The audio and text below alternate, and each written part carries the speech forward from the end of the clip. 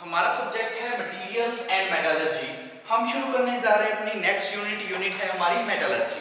तो metallurgy unit के अंदर हम बात करेंगे मेटलर्जी के बारे में और जो भी हमारी कूलिंग कर्व होगी, cooling curve for a pure metal की, प्योर मेटल के लिए हमारी कूलिंग कर्व क्या होगी, effects of grain size on material कि जो भी मटेरियल है या फिर मटेरियल की मैकेनिकल प्रॉपर्टीज हैं, क्योंकि आपको बताया था काफी तरह की प्रॉपर्टीज होती है हमारे मटेरियल की, चाहे वो मैकेनिकल है, फिजिकल है, केमिकल है, मैग्नेटिक है।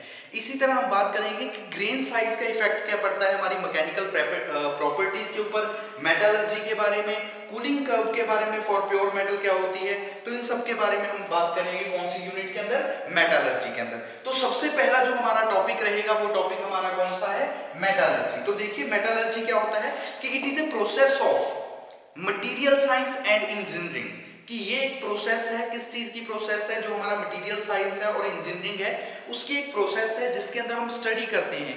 किस चीज के बारे में स्टडी करते हैं, स्टडी द बिहेवियर ऑफ, किस चीज का, फिजिकल एंड केमिकल, जो भी हमारा केमिकल एंड फिजिकल बिहेवियर है ऑफ मेटेलिक एलिमेंट्स, हमारे जो भी मेटेलिक एलिमेंट्स हैं इन देयर इंटरमेटेलिक कंपाउंड्स, और उनके अंदर जो इंटरमेटेलिक कंपाउंड्स हैं and their mixture which are called alloy.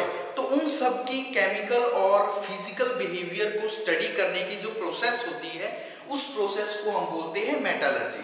तो मेटलर्जी में हम क्या लिख सकते हैं कि it is a process of science and engineering, कि ये एक प्रोसेस है साइंस और इंजीनियरिंग की जिसके अंदर हम स्टडी करते हैं, in which study the physical and chemical behaviour of metallic metals, जो भी हमारे मेटेलिक मेटल्स हैं, जो मेटेलिक हम एलिमेंट्स बोल सकते हैं, जो हमारे मेटेलिक एलिमेंट्स हैं एंड देयर इंटर एटॉमिक, जो उनके बीच में रिलेशन है, एंड देयर इंटर मेटेलिक, जो भी हम कंपाउंड्स बोल देंगे, and their mixture which are called alloy. तो अलॉयज के बीच जो मिक्सचर होगा, इंटर मेटेलिक कंपाउंड्स होंगे, या फिर हम बोल सकते हैं जो मेटेलिक हमारे एलिमेंट्स हैं उनके बीच फिजिकल और केमिकल बिहेवियर की स्टडी करने की जो प्रोसेस होती है साइंस और इंजीनियरिंग के अंदर, वो प्रोसेस हमारी कहलाती है मेटलर्जी। तो हम लिख सकते हैं कि it is a process of material science and engineering, it is a process of material science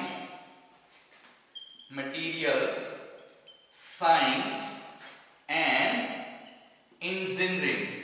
It is a process of material science and engineering that study जो क्या कर रही है, स्टडी कर रही है, that study the physical and chemical behavior of, किस चीज का, बिहेवियर, जो क्या रहेगा, behaviour of metallic elements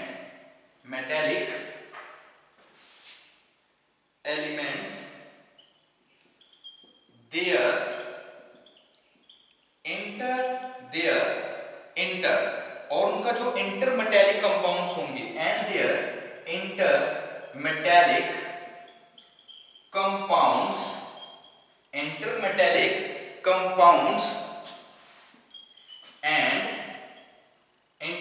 compounds और उसके अलावा their mixture which are called alloy, their mixture which are called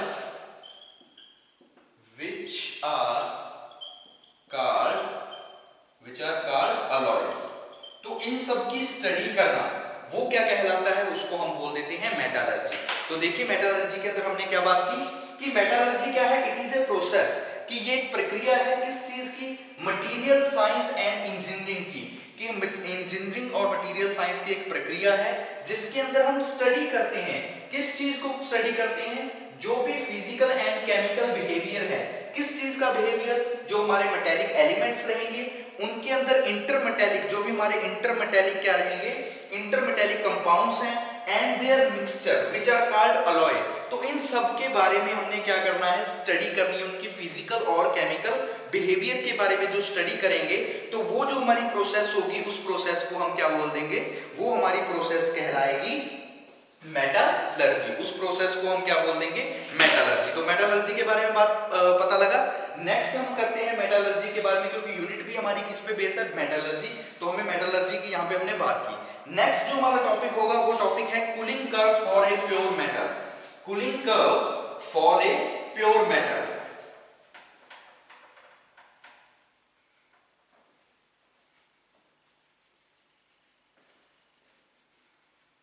ठीक है, सेकंड हम करते हैं। तो सेकंड जो हमारा टॉपिक रहेगा वो क्या है, cooling curve for a pure metal. Cooling curve for a pure metal. कि एक प्योर मेटल के लिए जो हमारी कूलिंग कर्व होगी वो किस तरह से बनेगी, कि जब हम कूलिंग कर्व की बात करेंगे प्योर मेटल के लिए, तो उसके अंदर देखिए कि जो हमारा सबसे पहले डायग्राम होगा वो कुछ इस तरह से बना होगा कि यहाँ पे नीचे हमें क्या दिया होगा, नीचे जो हमारे पास होगा ये हमारा रहेगा टाइम। हम इसको थोड़ा सा इस साइड बना लेते हैं कि कूलिंग कर्व के अंदर क्या होगा। मान लीजिए इस तरह से एक आपको हमने बनाया है डायग्राम। ये नीचे क्या होगा आपके पास, टाइम। ऊपर हमारे पास क्या रहेगा, जो ऊपर की तरफ होगा वो रहेगा टेम्परेचर। ये क्या है हमारे पास, टेम्परेचर। ठीक है, ऊपर हमारे पास क्या होगा, टेम्परेचर। नीचे हमारे पास क्या रहेगा, टाइम। तो सबसे पहले जो हमारा फर्स्ट रीजन होगा, यानी कि जो ए से बी वाला होगा, या फिर हम ऊपर से बात करें कि जो यहां से लेके इस तरह से एक पॉइंट बनेगा, ये पॉइंट हमारा कहलाएगा ए पॉइंट। इस पॉइंट को हम क्या बोलेंगे, ए पॉइंट। ये पॉइंट कहलाएगा बी। उसके बाद क्या रहेगा, कांस्टेंट टाइम। टाइम हमारा क्या रहेगा, टेम्परेचर डिक्रीज हुआ, लेकिन जो टाइम होगा वो टाइम क्या होगा, कांस्टेंट रहेगा। तो मान लीजिए ये टाइम आपका जा रहा है यहाँ पे, तो ये वाला टाइम जो कहलाएगा, इस पॉइंट को हम बोल देंगे सी पॉइंट। उसके बाद एकदम से क्या होने लगेगा, डिक्रीज। टेम्परेचर क्या होने लगा, डिक्रीज होने लगा। तो वो टेम्परेचर क्या हो जाएगा, नीचे की तरफ डिक्रीज हो जाएगा। ये पॉइंट को हम यहाँ पे लिख देंगे और नीचे से ये पॉइंट बन जाएगा। तो अब देखिए ए बी सी, और ये जो लास्ट वाला पॉइंट कहलाएगा, ये पॉइंट हमारा कहलाएगा डी। अब देखिए इनके अंदर रीजन की अगर बात करेंगे, तो ये वाला जो रीजन रहेगा ये होता है लिक्विड। कि सबसे पहले स्टार्टिंग में क्या होगा, लिक्विड, फिर लिक्विड प्लस में सॉलिड, L प्लस में S, यानी कि लिक्विड प्लस में सॉलिड, और लास्ट जो हमारा ये वाला रीजन होगा ये कहलाएगा सॉलिड रीजन। नीचे टाइम, ऊपर साइड हमने टेम्परेचर लिख दिया। यहां से जो B पॉइंट है, यहां से क्या है, क्रिस्टलाइजेशन स्टार्ट होती है। ये जो पॉइंट है यहां से क्या होगा, जो भी हमारी क्रिस्टलाइजेशन है वो क्या होगी, start. Crystallization begins, crystallization begins, तो यहां से स्टार्ट होगा। इसी तरह हम एक और डायग्राम तैयार करते हैं। ये भी हमारा किसके अंदर रहेगा, जो हमारा कूलिंग कर्व के अंदर आएगा। इसमें भी सेम टाइम और टेम्परेचर होगा, कि यहाँ पे हमारा क्या दिखाया होगा आपको, टाइम, और इस साइड जो आपको दिया होगा वो हमने मेंशन किया है इस चीज को, कि जो ऊपर की तरफ है वो हमारा क्या है, टेम्परेचर। नीचे हमारा टाइम रहेगा, ऊपर की तरफ क्या रहेगा, टेम्परेचर। सेम रहेगा जैसे हमने ये बात की है, लेकिन इसके अंदर क्या होगा, एक कर्व ऑब्टेन हो जाएगी। फॉर एग्जांपल मान लीजिए कि हमारा ए तक क्या है, ए तक मान लीजिए इस तरह से हमारा ए पॉइंट रहेगा, लेकिन ए पॉइंट, यहाँ पे ए पॉइंट आ गया, ये हमारा कौन सा है, बी पॉइंट। बी पॉइंट से क्या होगी, एक कर्व बननी शुरू हो जाएगी। वो कर्व कुछ इस तरह से कर्व बन जाएगी, यानी कि कांस्टेंट एक टेम्परेचर के ऊपर। तो वो बी डैश होगा, ये कुछ टाइम के लिए ऐसे कांस्टेंट चलेगी सेम टेम्परेचर पे। कांस्टेंट चलने के बाद नीचे की तरफ आ जाएगी। ठीक है, इस तरह से नीचे की तरफ क्या हो जाएगी। तो यहाँ पे जो पॉइंट होगा, ये पॉइंट हमारा कहलाएगा ए पॉइंट, ये बी पॉइंट, इस पॉइंट को बोलेंगे बी डैश, ये सी पॉइंट, और ये वाला पॉइंट हमारा कौन सा रहेगा, डी पॉइंट। जो लास्ट में हमारा पॉइंट होगा वो रहेगा डी पॉइंट। तो यहां से नीचे की तरफ, तो ये आ जाएगा। तो इसमें भी वो सेम रीजन आ जाएगा कि लिक्विड वाला रीजन होगा। लिक्विड और सॉलिड यहां से क्रिस्टलाइजेशन स्टार्ट हो चुकी है, तो एक बार क्या होगा, टेम्परेचर डिक्रीज फिर इंक्रीज हुआ, लेकिन टाइम उसके बाद क्या रहेगा, कांस्टेंट रहेगा। ये क्या है, अंडर कूलिंग। ये जो प्रोसेस है ये कौन सी है, अंडर कूलिंग। इस प्रोसेस को हम बोल देते हैं, मतलब ये जो प्रक्रिया होगी बी से लेके बी डैश के बीच में, ये हमारी रहेगी अंडर कूलिंग की प्रोसेस। तो अब देख लें cooling curve for a pure metal. ये हमने एक डायग्राम ड्रॉ किया है, ये किस चीज का है, cooling curve for a pure metal के लिए कूलिंग कर्व हमारी किस तरह से रहेगी। तो अब क्या हमने लिखना है इसके अंदर कि इफ ए मोल्टन मेटल, कि इफ ए मोल्टन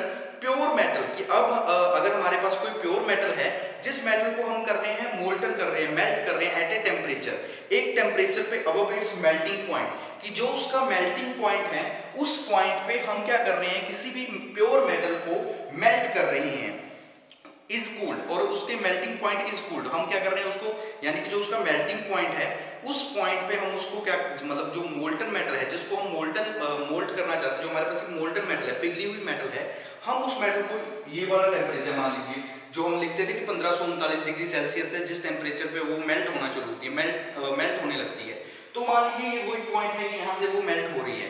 तो अब हमने क्या करना है, उसको कूल डाउन करना है, यानी कि उसके मेल्टिंग पॉइंट से नीचे लेके आना है, तो हम उसको क्या करेंगे, कूल डाउन करेंगे। तो कूल डाउन करेंगे अलग अलग इंटरवल्स के बाद, कि जैसे ए बी सी डी, अलग अलग टाइम्स के बाद एक डेफिनेट टाइम होगा, उस टाइम के पर हम क्या करेंगे, हमारी जो प्योर मेटल है जो मोल्टन स्टेट के अंदर है, हम उसको कूल डाउन कर रहे हैं, हम क्या कर रहे हैं, कूल डाउन कर रहे हैं।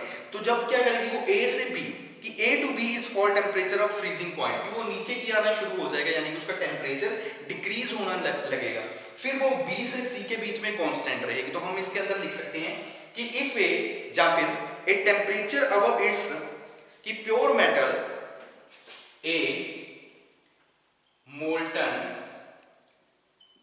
Pure metal a molten pure metal at a temperature, at a temperature of, at a temperature of melting point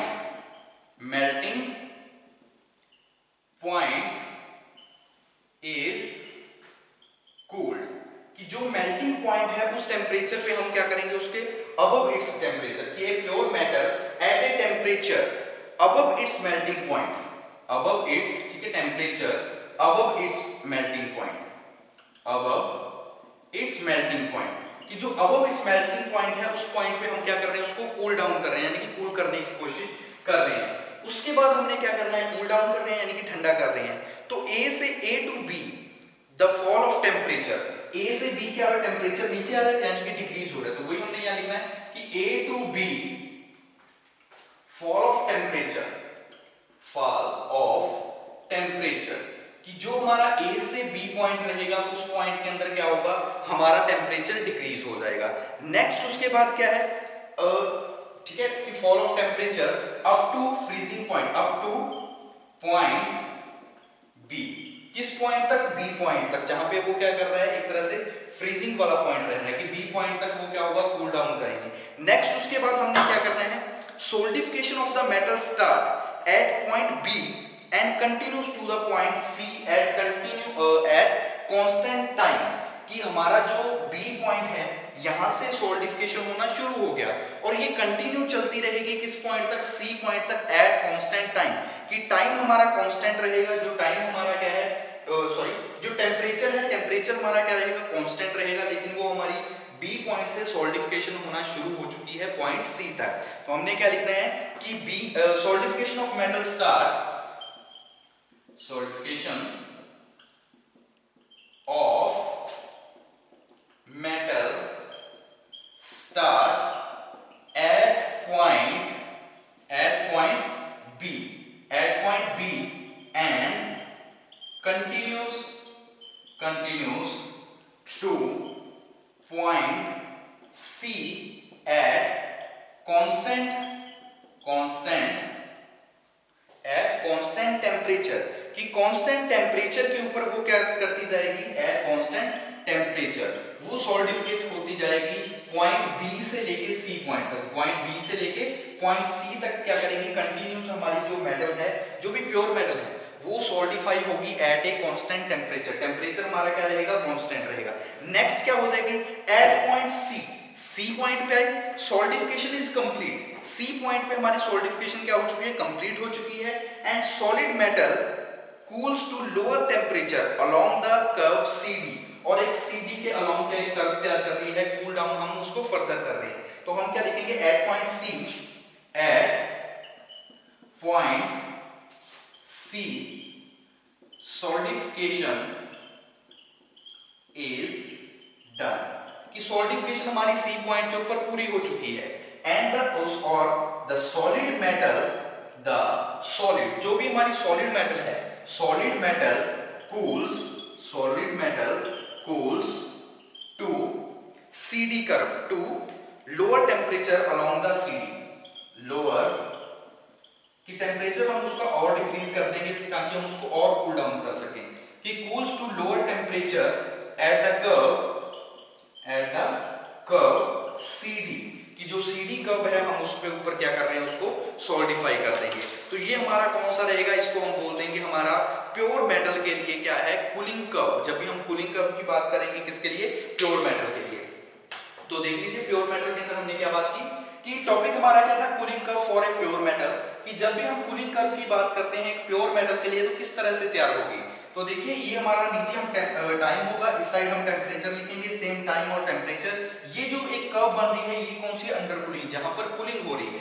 तो सबसे पहले हमारा जो भी प्योर मेटल है, प्योर मेटल के स्टेट के अंदर होगी, प्योर मेटल हमारी होगी मोल्टन मेटल के अंदर, क्योंकि मोल्टन मेटल होगी हाई टेम्परेचर के ऊपर। लेकिन हम क्या करेंगे, टेम्परेचर को थोड़ा सा डिक्रीज करेंगे, डिक्रीज कर देंगे, यानी कि मेल्टिंग जो हमारा मेल्टिंग पॉइंट है उससे नीचे लेके आएंगे, तो वो क्या होगा, वो डिक्रीज यानी कि टेम्परेचर डिक्रीज होगा, तो वो धीरे धीरे सॉलिडिफाई होना शुरू हो जाएगी। बी पॉइंट पे क्या होगा, क्रिस्टलाइजेशन स्टार्ट होगा। बी पॉइंट पे क्या होगा, क्रिस्टलाइजेशन स्टार्ट होगा, जो हमने यहां लिखा कि A to B fall of temperature, कि ए से लेके बी के बीच में क्या होगा, टेम्परेचर नीचे आएगा, टेम्परेचर डिक्रीज होगा। Solidification of metal start at point B, और जो हमारा बी पॉइंट है इस पॉइंट से सॉलिडिफिकेशन स्टार्ट हो जाएगी और वो कंटिन्यूस चलेगी सी तक at constant temperature, constant temperature तक सी पॉइंट तक चलती रहेगी। नेक्स्ट क्या है, सी पॉइंट पे सॉलिडिफिकेशन हमारी पूरी तरह से कंप्लीट हो जाएगी। अब हमने क्या करना है कि सी से डी के अंदर उसको फर्दर कूल डाउन करेंगे और सी से डी के बीच में हमारी क्या हो जाएगी, एक कर्व तैयार हो जाएगी। तो वो हमारे लिए क्या होगा, cooling curve for a pure metal, की प्योर मेटल के लिए हम किस तरह से कूलिंग कर्व तैयार करते हैं। तो ये टॉपिक यहाँ पे हमारा कंप्लीट होता है, कौन सा है, cooling curve for a pure metal. Next हम बात करते हैं, नेक्स्ट हमारा टॉपिक रहेगा, टॉपिक है हमारा dendrite solidification of metal, dendrite solidification of metal.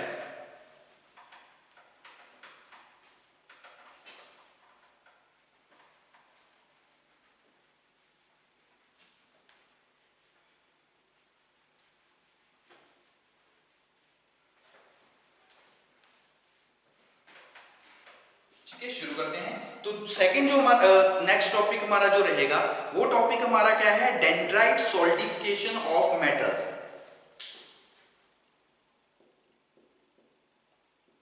Dendrite, ठीक है, डेंड्राइट सॉलिडिफिकेशन ऑफ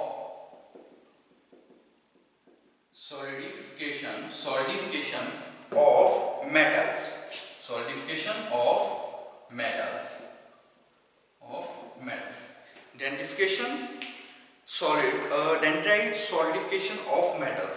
तो देखिए इस टॉपिक के अंदर हम क्या बात करेंगे कि एक डेंड्राइट ये क्या होती है, कैरेक्टरिस्टिक्स होती है, लाइक ए स्ट्रक्चर। जिस तरह से हमारा एक स्ट्रक्चर होता है, ट्री स्ट्रक्चर होता है, तो उस तरह से क्या है, एक कैरेक्टरिस्टिक्स है हमारे मेटलर्जी की a dendrite in metallurgy is a characteristic tree like structure, की जो हमारा स्ट्रक्चर है of crystalline growing of molten metal solid, जिसके अंदर क्या है, हम धीरे धीरे एक स्ट्रक्चर की तरह है कि जो हमारा एक ट्री की तरह, जिस तरह से ट्री हमारा क्या होता है, धीरे धीरे ग्रोथ करता है, सेम उसी तरह हमारा इसके अंदर है कि जो मोल्टन मेटल है, कि जो crystal glowing as molten metal study, कि वो सॉलिडिफाइड, जो हमारी मोल्टन मेटल है वो धीरे धीरे क्या होती जाएगी, सॉलिडिफाई होगी हमारे इसके अंदर। The shape produce by faster growth along genetic favourable crystallography, कि जो क्रिस्टलोग्राफी के अकॉर्डिंग क्या होगी, इसकी एक शेप प्रोवाइड हो जाएगी। तो डेंड्राइट सॉलिडिफिकेशन ऑफ मेटल के अंदर हम क्या लिख सकते हैं कि it is a characteristic like, कि इट इज ए कैरेक्टरिस्टिक, या फिर हम लिख सकते हैं कि a dendrite in metallurgy, a dendrite in metallurgy, a dendrite in metallurgy is a characteristic, is a characteristics is a characteristic of structure, the characteristic like structure, कि एक तरह से क्या है, डेंड्राइट इन मेटलर्जी, मेटलर्जी के अंदर एक characteristics है जिस तरह से एक स्ट्रक्चर की होती है, like structure of crystal, like structure of crystal, कि जिस तरह से जो हमारा क्रिस्टल का स्ट्रक्चर है उस तरह से क्या है, उसके कैरेक्टरिस्टिक्स है crystal growing to as molten metal solidify, यानी कि उसको क्या कर रहा है, मोल्टन मेटल को सॉलिडिफाई कर रहा है, सॉलिड करने की स्टेट में लेके आ रहा है कि like structure of crystal growing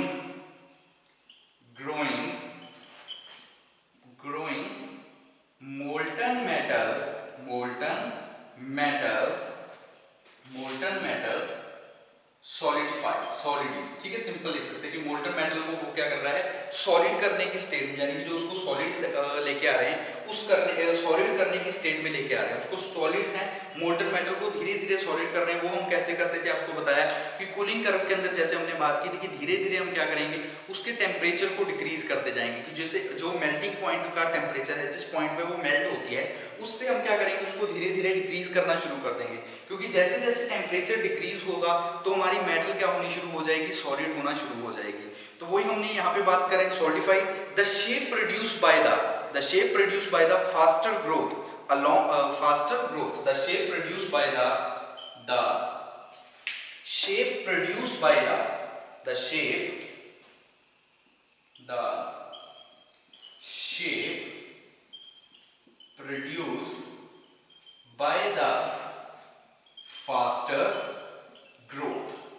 the shape produced by the faster growth, कि जो शेप प्रोवाइड की होगी उसकी वजह से क्या होगा, उसके अंदर जो ग्रोथ होगी, यानी कि जो धीरे धीरे ग्रोथ हो रही है वो क्या होगी, फास्टर होगी, ठीक है, जिसके अंदर फास्टर होगी अलोंग क्रिस्टोग्राफिक डायरेक्शन, जो भी हमारी फेवरेबल क्रिस्टोग्राफिक डायरेक्शंस होगी उस डायरेक्शन के अकॉर्डिंग रहेगी। और solidification to increase number of atom lose their kinetic energy, और जैसे जैसे हमारे सॉलिडिफिकेशन ऑफ जब हम मेटल करेंगे को तो इंक्रीजिंग नंबर ऑफ एटम, जैसे जैसे हमारी सॉलिडिफिकेशन प्रोसेस चलती रहेगी तो जो नंबर ऑफ एटम्स है वो इंक्रीज होना शुरू हो जाएंगे, और जैसे जैसे नंबर ऑफ एटम्स इंक्रीज होंगे वो क्या कर देंगे, लूज देयर काइनेटिक एनर्जी, और उनकी जो काइनेटिक एनर्जी होगी उसके अंदर लूजनेस आना शुरू हो जाएगी। तो और हम इसके अंदर क्या बात कर सकते हैं कि an increasing of number of atoms, कि an increasing number of atoms, कि अगर हम जब सॉल्टिफाई कर रहे हैं, सॉल्टिफिकेशन प्रोसेस कर रहे हैं, अगर हमने नंबर ऑफ एटम्स को इंक्रीज कर दिया तो उसकी वजह से क्या होगा, लूज देयर काइनेटिक